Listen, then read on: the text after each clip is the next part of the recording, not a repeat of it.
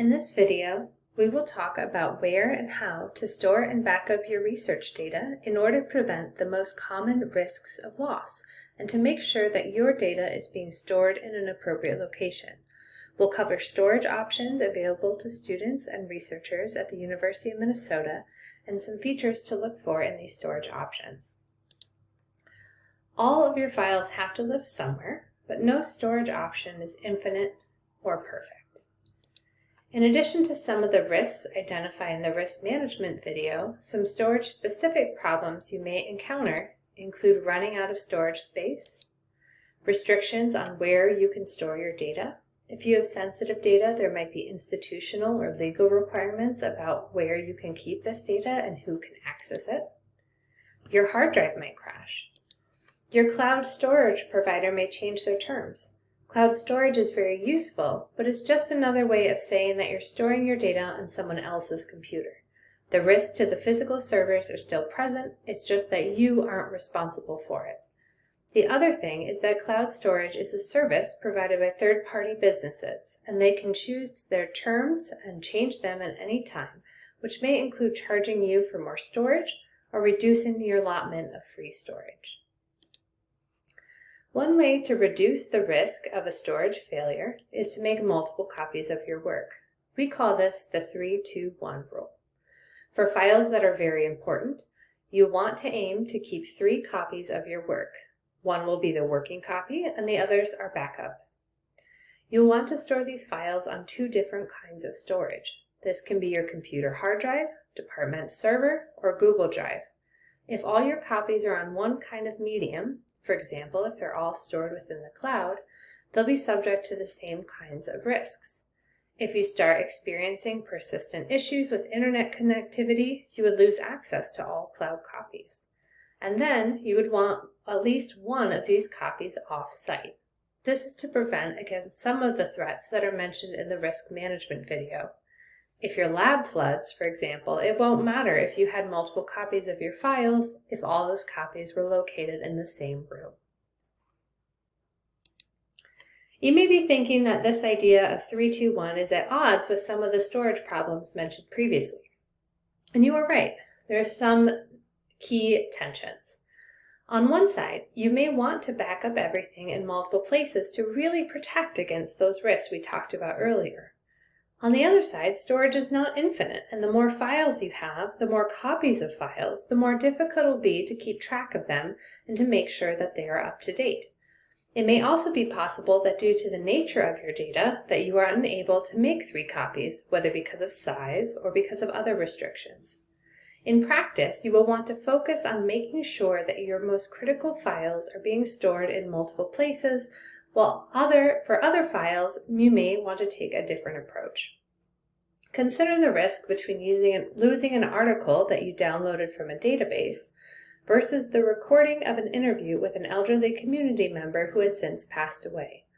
Losing the articles would be inconvenient, but you could download them again. But there is no way to recollect the interview. Prioritize the files you have created, as well as those that will be difficult, if not impossible, to recover. Some storage options will have features that can help you with the pieces of the 3-2-1 rule.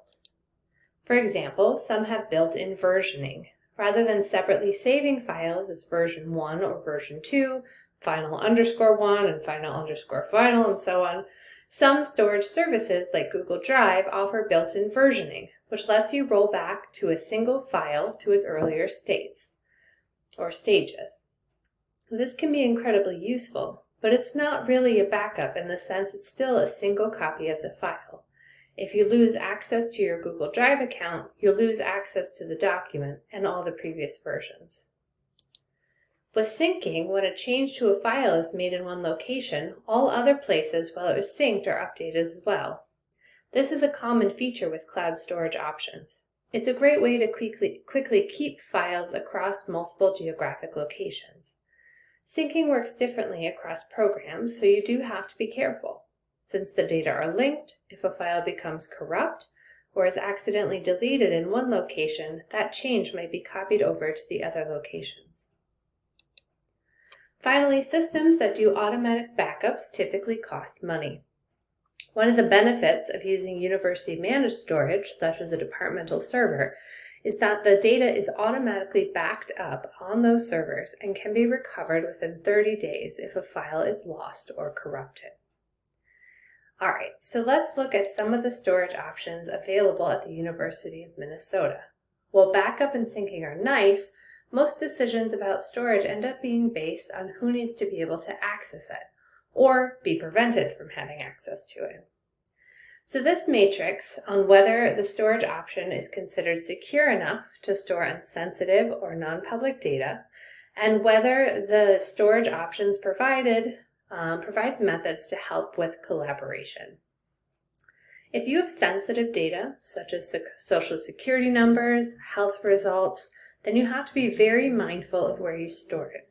The Health Sciences Technologies Group have servers they manage specifically for this data, particularly health data, while Box Secure Storage is a cloud storage option for anyone at the university to use.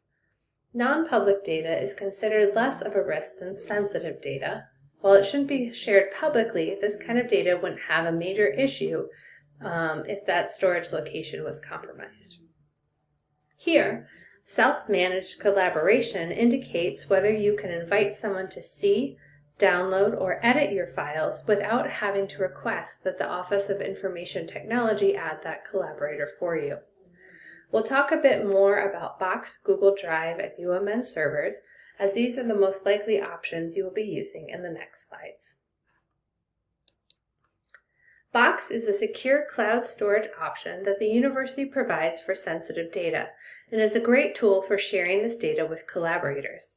It meets the requirements for encryption and security logging, and provides the option of editing some files within the browser. Box includes file versioning, and the option to sync files to an encrypted computer.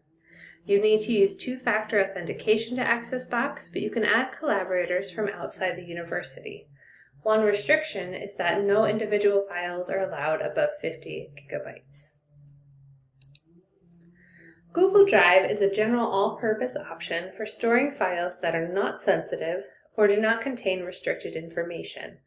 My Drive, the default Google Drive storage, is ideal for sharing and collaborating on individual files, as ownership of a file is specific to the individual who created it, no matter which folder it is in. After you lose access to your UMN email when you graduate or leave the university, you will no longer access your UMN Google Drive. There are limits on how much space you are allotted in Google Drive. Currently, students have up to 50 gigabytes of space allocated to them for their individual Google Drives. A good option for projects or for sharing multiple related files is Google Shared Drives. In shared drives, ownership of all files is within the Drive group, making it easy to add or remove collaborators from all files within the drive at one time.